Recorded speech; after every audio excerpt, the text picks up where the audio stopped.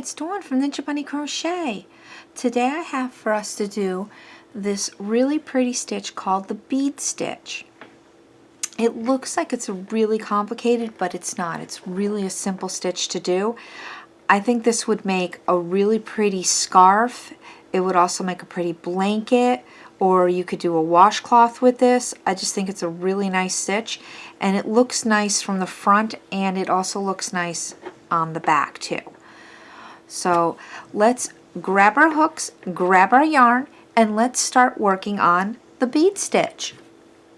For today's tutorial, I'll be using some worsted weight yarn in a size H or 5.0 millimeter hook. It doesn't matter what size yarn you use or what size hook, as long as your yarn and your hook match. The bead stitch is done in a multiple of 2 plus 1. For today's tutorial, I'm going to be using a chain of 19. Once you have your chain of 19, we're going to start second chain from hook. The loop on your hook does not count as a stitch, so you're going to count 1, 2, and start right in this stitch right here, if you work into the chain in the traditional way. I like to flip my chain over and work in the back bars of the chain. So if you do it the way I do, you're going to go 1, 2, and you're going to start in this chain right here. We're going to work a single crochet in each chain all the way down the chain.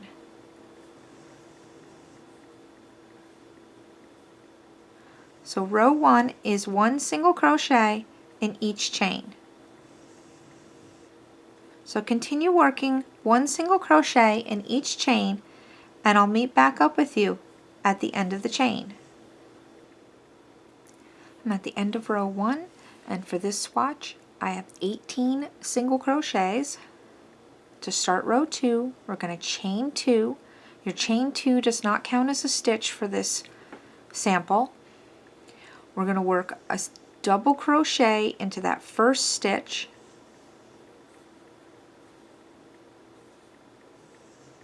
and we're going to work a double crochet into the next stitch. This second double crochet is going to be the base for our bead stitch. And how we work a bead stitch is we yarn over the hook, we go around the post, yarn over the hook, and pull up a loop. Yarn over the hook and go around the post again, pull up a loop, and we do that one more time for a total of 3 times. And we should have, let's see, 1, 2, 3, 4, 5, 6, 7 loops on our hook. We're going to yarn over and we're going to pull through 6 of those loops. We're going to leave 2 loops on our hook, yarn over, and pull through those remaining 2 loops. We're going to skip the next double crochet, next single crochet, next stitch, and we're going to go and make a double crochet in the next stitch.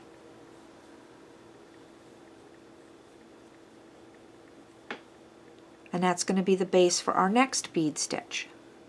So we're going to yarn over, go around that post of that stitch, pull up a loop once, yarn over, twice, yarn over, 3 times. Again, we should have 7 loops. 1, 2, 3, 4, 5, 6, 7. Yarn over and pull through 6 of those loops, leaving 2 on your hook. Yarn over and pull through the last 2 loops. Skip the next stitch and do a double crochet.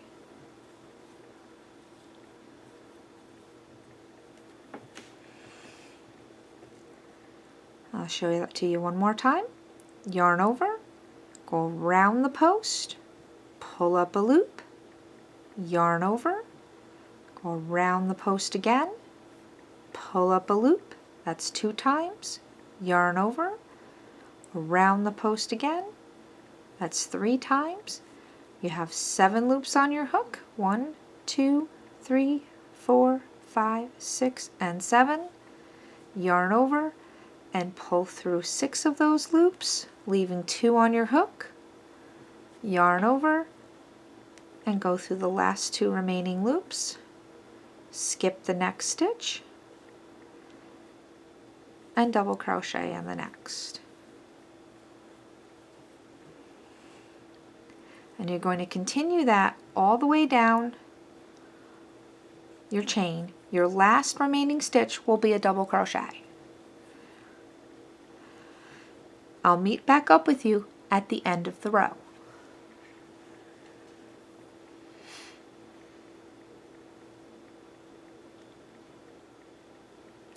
Come to the end of my row.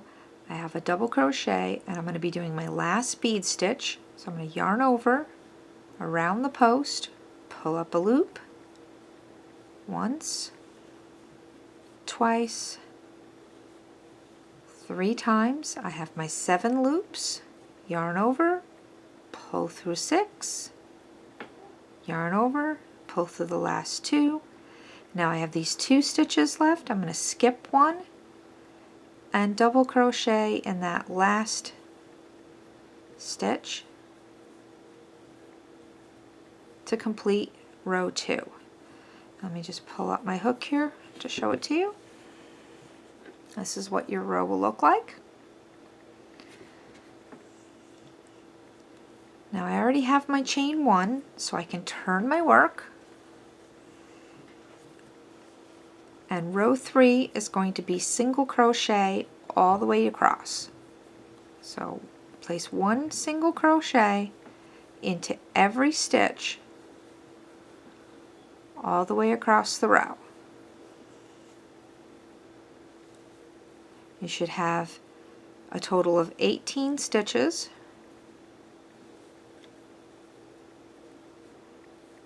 And I'll meet back up with you at the end of the row. I'm at the end of row 3. I still have my 18 stitches. To start row 4, we're going to chain up 2, turn the work, and now row 4 and beyond, it's just a repeat of row 2, row 3, row 2, row 3. So we're going to do a double crochet in that first stitch, double crochet in the second stitch, and that second stitch will be the base of our first bead stitch for this row. So yarn over, wrap around that post once, twice, 3 times. We have our 7 stitches or 7 loops up here. Yarn over, pull through 6 of those, yarn over and pull through the last 2, skip the next stitch and double crochet in the next.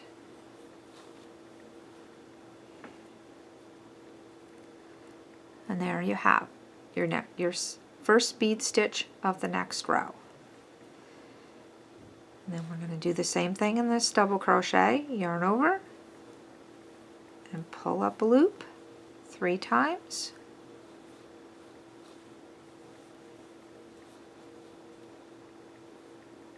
Pull through all 6 of those loops through the last 2, skip the next stitch and double crochet in the next.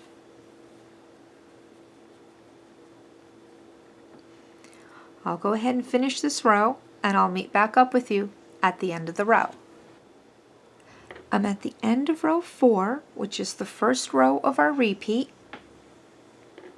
I chained 1 and we're going to turn the work, and now we're going to do the second row of our repeat, which is a row of single crochet. So 1 single crochet in each stitch across.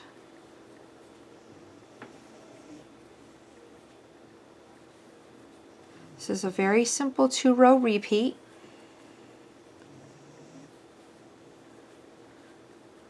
So continue placing one single crochet in each stitch across, and I'll meet back up with you at the end of the row.